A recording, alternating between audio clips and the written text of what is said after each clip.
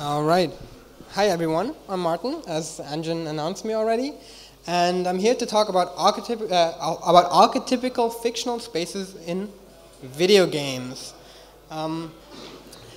It's a topic I've been thinking about for quite a while now. Like, I've been mulling it around in my head for like the last, maybe a year. I've been blogging about it, and I'm planning to do some more research into it, and I think it's something that is worth discussing, but at the current state, it's a bit of an in-progress idea. I still think it has a lot of uses, and it's worth presenting, and I'd love to hear some ideas from you back and get some feedback and some comments. And I think one of the main uses is it can help you give better ways to think about the spaces you have and use in your games. All right, let's get started. So, it's about game spaces. I've been interested in game spaces for a long, long time. A long time ago, in a world far away, I used to study architecture, and my final thesis was on the topic of game spaces. As mentioned, I blog on the subject, unfortunately very irregularly, but still, I try to. And I think it's very important. And why is it so important to me, and why is it so important to games, I believe? It's because video games are very, very spatial. The games are intrinsically linked to spaces, to movement in spaces. If you think about it, it's like the vast majority of games, digital or otherwise, make strong use of space. Like the space is an integral part of the game. You have to position things, you move them around, where they are is relevant. Whether you do it by hand with a touch screen or a controller, it doesn't really matter. Like if you think of even like old text adventures back in the day, even these where you have no representational space, like there's no picture of a place or anything, but still there's a space that you move in. Like here's a diagram of what Colossal Cave Adventure looks like under the hood. There's a clear space there that you work with. There's something that your playing piece is in and moves through. Like, even in board games you have the same thing. They're called board games for a reason. There's a board. You need a board to move pieces on. Even card games have that in a sense. It's a bit more abstract there, but it's still there. The cards are in a place. They're in a deck. They're in my hand. They're on a table. Their place, like are they on the back or on the front, makes a difference in the game, so that's there too. And dice games as well. The dice is a spatial thing that you move through space to have a result. Yeah? And if the dice gets off the table, that has meaning for the game as well. So even dice games, which you think would be very abstract, also make use of space. And I think it's really difficult to come up with examples where there's a game that doesn't use space. The only example I can come up with is digital dice games, like having a text editor and saying, give me a random number between 1 and 6, and if it's a 6, I win. That's not really space involved, but other than that, I'm having a hard time coming up with really good examples. If you have any, feel free to come up to me. It's considered a challenge. All right, so that's that. I think we can agree that games have spaces, and that the spaces in games are pretty damn important.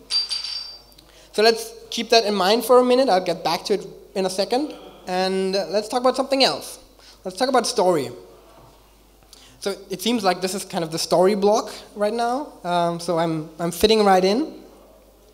So stories are, well, they're not, I don't want to argue if they're important for games or not, but they can be a part of games. And what's important for stories in turn, though, is characters. It's pretty obvious. If we have no characters, the story is not going to matter much to us. Even if the character is like a talking square, it's still humanized and becomes a character, even if it isn't a person itself. So characters are important for stories, and we'll just assume that that's true, so I don't spend a lot of time trying to explain why that is. And what's something that's really useful for writers and readers alike when thinking of characters in stories are character archetypes. So character archetypes are They're a collection of like character traits that somehow represent something that is fundamental to human experience, if you kind of get where I'm coming at. And they have very strong cultural symbols attached to them. If we say the king or the priest, they're both figures of authority. Like they're usually embedded in a certain organization, something gives them power, and the one has secular power and the other has religious power, and both have different connotations and different symbols. The king has a crown, the priest has maybe a cross or maybe something else, probably fancy headgear as well. I don't know why, but it seems like power comes with fancy headgear. So archetypes are something really, really powerful. Like you see these tiny stick figures and these simple labels, but it does do something for you. Like you can imagine something in some of them.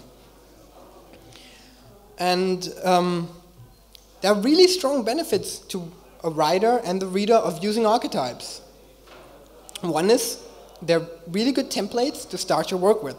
You can start with a template of one of the archetypes or one archetype and then build on top of that. If you don't build on top of that, it's going to be boring and it's probably going to be very predictable for the reader. But that could be okay, could not be okay. That's your decision. But it's a good starting point if you're having trouble to come up with anything or whatever. The second thing is they're really good and really easy to understand for the reader. You don't have to do a lot of explaining and do a lot of like tedious backwork to explain that the king is the king. If you kind of transfer the archetype, people get what it's about. And that saves a lot of time, which is important for games because people don't like to read or watch cutscenes, so we need to transmit as much information as we have as quickly as we can.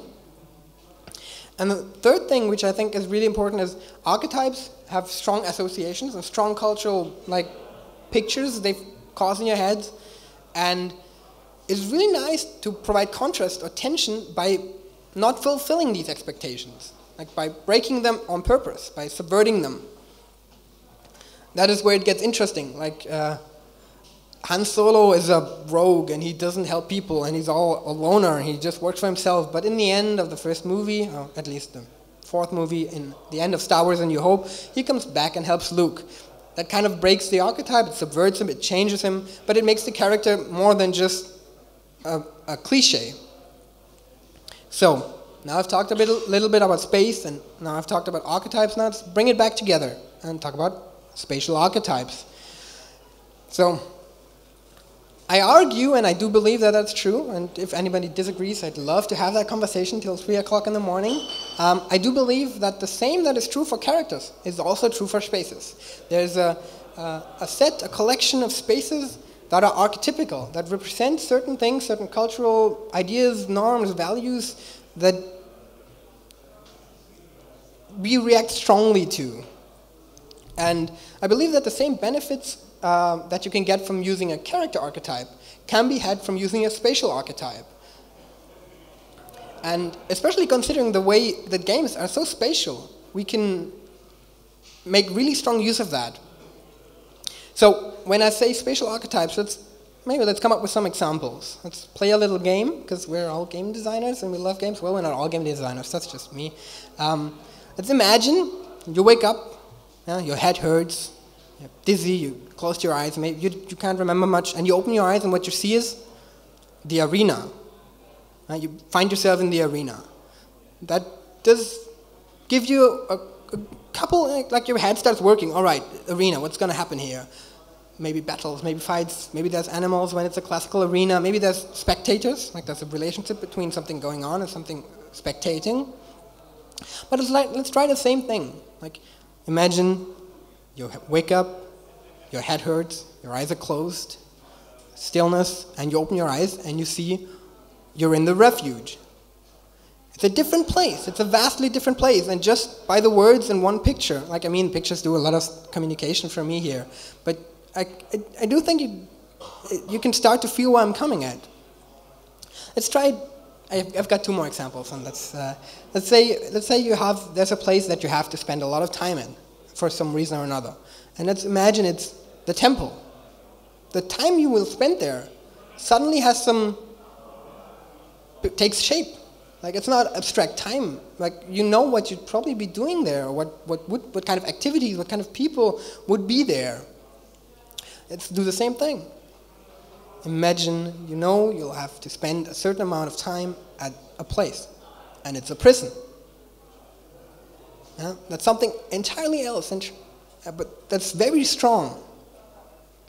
And each one of these archetypes, these concepts, conjures very distinct ideas and expectations and associations. And that is the core power of archetypes in general, and I think it works really well with spatial archetypes. So now the question is, what actually makes up one of these archetypes? And I think at the heart of each archetype, there's a core theme, like a kernel, something that determines what makes this archetype distinct from the other archetypes. If the kernels are too close together, they're kind of similar, related, or maybe the same archetype. So it has to be recognizably different from others, and it has to relate to something fundamentally human. Like, it should be placed in a science fiction game, or a contemporary game, or a horror game, or whatever, fantasy, what have you. So that's something that should be abstract enough to be general, work for general humanity, because we have to relate to the cultural values. If we have something very specific to a certain culture, we make it less readable for the rest of the world. All right. So there's a core theme that's kind of the idea behind the archetype. You can probably guess at a couple of those from the example I've showed you, but since we're talking about games, there's something else as well. There's not only a core theme, there's also a core challenge. I don't think all archetypes need one, but I think since we're games and we often play with challenges, most of our spaces do have challenges. And they're directly linked. I'll have an example later where we can look at it in a little bit more depth if there's time. So theme and challenges, they go hand in hand, and they, in turn, they inform all the other aspects and properties of the spatial archetype. And these other properties, because that's a very vague, wild term, I've grouped them into 4 different categories to try to organize them something. And these categories are diegetic meaning. Now we're coming out with the big words. I'm going to explain diegetic first, because I think it's a very important term, but it's not very commonly used. Diegetic, for example, diegetic means it is something that is part of the fictional world. Like if you imagine movies, and there's music playing, but the music is coming from a speaker in the set, and somebody in the movie turns it off, then it's in the world. That means the characters in the world can hear that music. If it's like a huge battle scene as an orchestral soundtrack, there's no orchestra playing anywhere. That is extra diegetic. It is not part of the fictional world. It is something else. Yes? So here we're talking about diegetic meaning. That means, what does this archetype, this space, mean within the world it is in? Yeah? So that means, how do other characters in this world think about it? Like, how do they talk about it? Where does it come from? What's its purpose? This can be really relevant for the story, and it also determines how the character will be exposed to that archetype. Do people warn him about him? Is it only whispered in hushed tones? Or that helps set up expectations. Then we have spatial presentation. That's kind of me lumping together the shape of the space and its look and sound and feel, because I think its shape and its look is very different to separate. So I'm kind of blending it all into one category. So that means, how is this archetype typically formed? What kind of structures underlie it? Is it more a hub? Is it more linear? Is it more like a network? What are recognizable visual elements or audible elements of this archetype? That kind of stuff. Then narrative significance. That means, what kind of story elements, story beats, story events mesh well with the core themes of this archetype. Like, what would fit well here and maybe emphasize that kind of certain story element. And last one is supporting mechanics.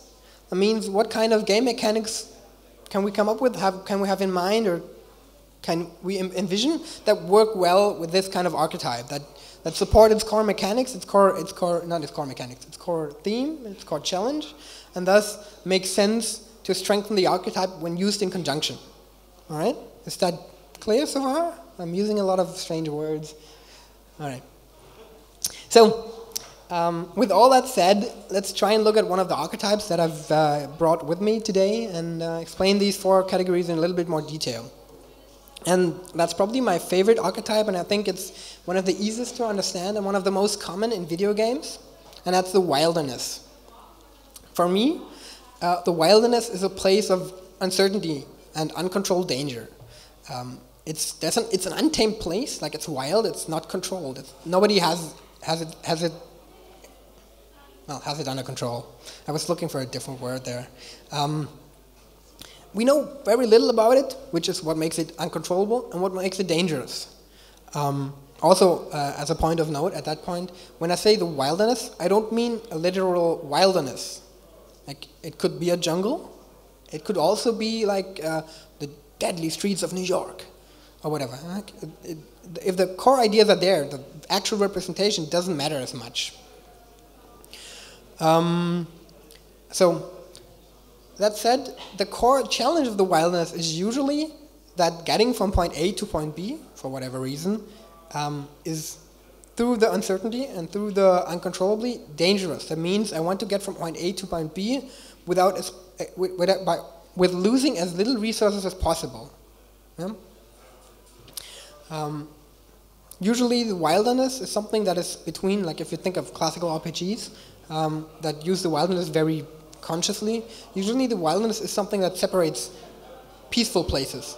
Like it's the thing in between that you have to get from one city to the next. Sometimes there's something in there that you have to find or uncover. So let's get to the diegetic meaning of the wilderness. The diegetic meaning in the wilderness means that in the story world, the wilderness is usually what is at the border of civilized areas, because civilization is usually controlled and somewhat recognizable. This represents a kind of breakdown of order, like it's wild.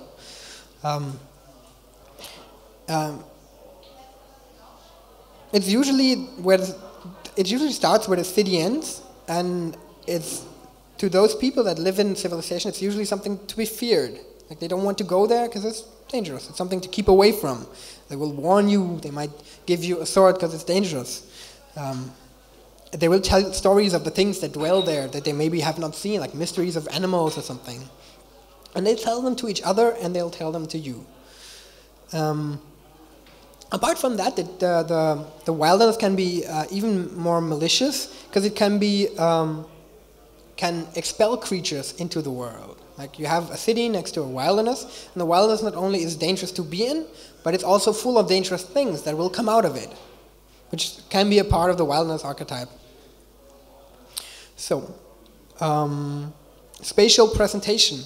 To emphasize the core theme of the wilderness, something that helps is that it's to make it difficult to overlook the thing. Like you don't get a complete sense of the space. There's hidden nooks and crannies, and navigation isn't very clear. There's no solid path. There's no arrow pointing you from A to B. Sightlines are short. That kind of thing. If you look at Link to the Past, they have like the dark forest, which is a typical manifestation of the wilderness, and they make navigation difficult by having the same kind of exit next to each other. Like they look the same, and it kind of confuses you a bit. It edges into maze territory, which would be another archetype altogether, but it's part of this one here too. Yeah. Poor lighting conditions, fog, that kind of stuff helps make it less clear to see, makes it more, obscures the dangers more. Narrative significance. The wilderness is often a place where the character is tested. There's uncertainty, there's challenges to face. Usually you'll have to master them to continue. But since it's a place that is uncontrolled and not clearly explored, it can also be a place where unexpected revelations are found. You can bring old things to light or learn new things about yourself. I don't think it's it's an accident that Obi-Wan Kenobi lives among the sand people in the wilderness where it's dangerous. It emphasizes his power because he can live there. He can live in a dangerous place. But also that he's like this old thing forgotten there. And you'll have to find him. Also, the wilderness can help show the growing power of the protagonist in games. As you grow in power, the wilderness becomes easier to you. That often ends up being, especially in games with long power curves, ends up getting really ridiculous because the wildernesses have to get more and more crass to keep giving you challenges between cities. But it's in there. And then supporting mechanics. So a couple ideas on what helps us support the uncertainty and the danger of the wilderness. I mentioned unclear navigation, like no interface support, and I think what's really working there is random encounters. As annoying as they can be, they work at that point, because it makes it less predictable for you. Also, something that helps is that the fact of the enemies being there is infinite, like they never end. Again, something that does not have to make for a good game, but it helps undermine the archetype. Far Cry 2, for example, you could kill outposts and have them be free, and then a couple minutes later they'd be back and keep harassing you again, which means this space will never be safe. You will not be able to make this space safe. It will always be untamed and always be dangerous, but it'll be annoying for a player. Like Far Cry 2 was an awesome game from a conceptual standpoint, but as a game, I think it had a lot of points where it didn't work as well as it could. But that's an example of mechanics that can emphasize the ideas of the archetype. So that's for the wilderness. That leads us out of the dark gray woods for now. That's just a quick glimpse into the topic, and I think there's a lot of gold to mine there, and I'm committed to doing so, and I'd love to hear any thoughts, questions, comments, maybe now, but I think we're pressed for time, so we'll have to do it later.